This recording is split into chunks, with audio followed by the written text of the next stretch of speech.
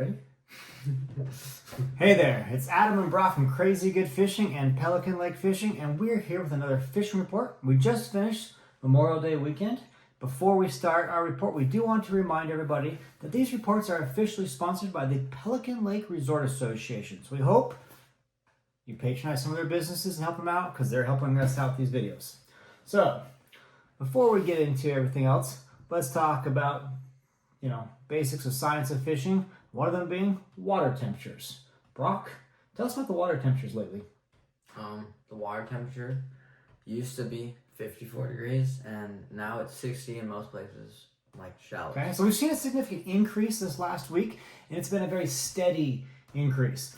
Unlike the first week of, opener and everything, where it just spiked up with the warm weather and then it dropped right back down with the cooler weather, we're seeing some steady climbing of temperatures, so that's really good. That has a big impact on the fishing here. Okay, we're seeing a lot of stability there.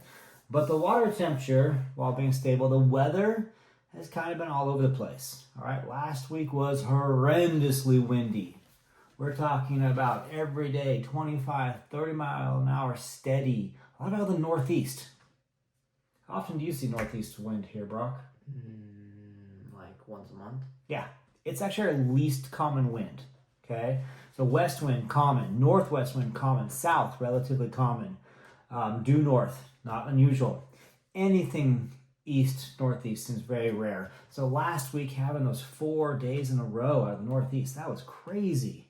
We just felt like we're getting pounded down here on the South Shore. Okay, high winds. We had gusts at almost 50 miles an hour. So that was causing a lot of problem.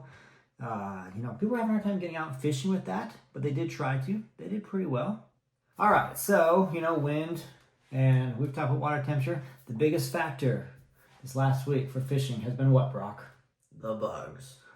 Okay, we got to show you this clip of this video that was taken on a cell phone. Here we go. We're going to play this thing. It's only a few seconds long here. I had never seen this many bugs coming in clouds like this. There were millions. I'm not exaggerating. Oh, look at the way the static, it looks like static or something like that. They were everywhere.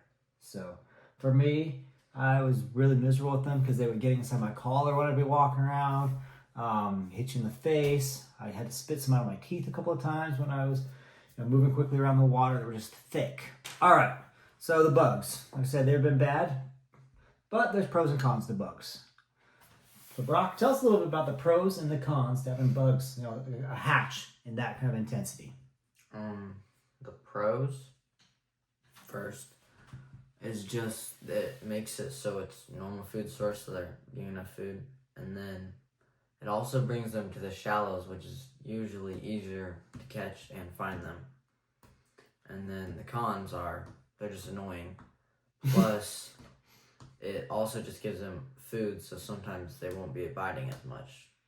Okay, and we're really fortunate and blessed to live around Pelican Lake where we have so much food in our water for the fish. That's why our fish are heavier than average. Okay, we have very large fish. So let's not just complain about the bugs because it is a very important part of their food source. It's an important part of the ecosystem up here. But yeah, there were times where it seemed like the fish were eating so many mayflies they weren't biting other things, except, and this is a perfect segue to what we're going to get into, everyone was catching crappie. Okay, we had a lot of crappie being caught. We're showing some photos now of these crappie. People are coming in with full limits of crappies, nice crappies. Okay, so please remember out there crappie fishing. If they're too small, throw them back. If they get pretty big, throw them back.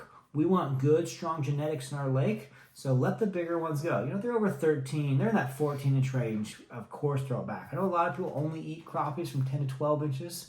That's kind of what's suggested by a lot of people, what I try to follow. But lots of crappies. These photos of so many crappie coming in. It's been a really good spring for crappie fishing so far. Okay, so yeah, there's been bugs, but it hasn't totally stopped it. The one thing that seemed to give us trouble with crappie fishing is the last couple of days the wind died off and has been glorious. Let me show you this drone shot taken by a fisherman up here. Okay, it's taken by Anthony Stout on his drone. Beautiful sunset, calm water, just amazing. We've had a lot of really great weather the last couple of days. So the crappie fishing, it's been all right. So now we can talk about the bass fishing. Oh, sorry. Brock says we're done on crappie. We'll talk bass fishing, apparently. Brock loves bass fishing. You've seen it in his videos. He thinks he is Mr. Bass Fisherman. He's pretty good. All right, Brock, you want to talk about bass fishing? What is it you want to tell everybody about the bass fishing lately? Okay, so basically the bass fishing is pretty good. Like always. Yep. And Ned rigs are doing pretty good. Wacky worms are doing good. We are seeing slightly more smallmouths than largemouths right now, which is usually normal before the water temperature goes up too much. Before it hits about 60 degrees, you'll see usually more smallmouth, so perfectly normal. We're probably going to transition here. I'll bet the next couple weeks start seeing more largemouth, a little bit less smallmouth, but yeah. And those Ned rigs, they have been doing well, and I think that's going to get better because I got to think the way the water temperatures are going up and the water calming down, they're going to start moving towards the shallows for their beds here pretty soon. So we are seeing them caught shallow, also off the rock piles. And Brock's right. These wacky rigs, that is the hot ticket right now. We are seeing lots in natural colors. Okay, so your pumpkins, your watermelons, your motor oil, your root beer colors, all those brown, anything that's somewhat crayfish color, that's working really well. And it's wacky rigged. Okay, not a lot of weeds out there yet, but we're getting close to that point here. So if you have a weed guard to use your wacky rig, even better. The O-ring gasket trick is doing quite well on the wacky rigging. I haven't seen a lot. Haven't needed to Texas rig yet, but yeah, bass fishing. So I think we got some pictures coming up here right now. You're seeing a lot of really good bass being caught. A lot of fun. People are talking about that. So yeah. Do you mind if I talk about another species yet, or do you have more bass fishing you want to talk about?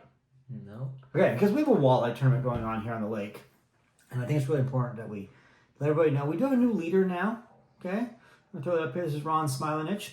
He's from Kalamazoo, Michigan. He's leading. So 26 inches roughly is the tournament leader right now. Very, very beatable.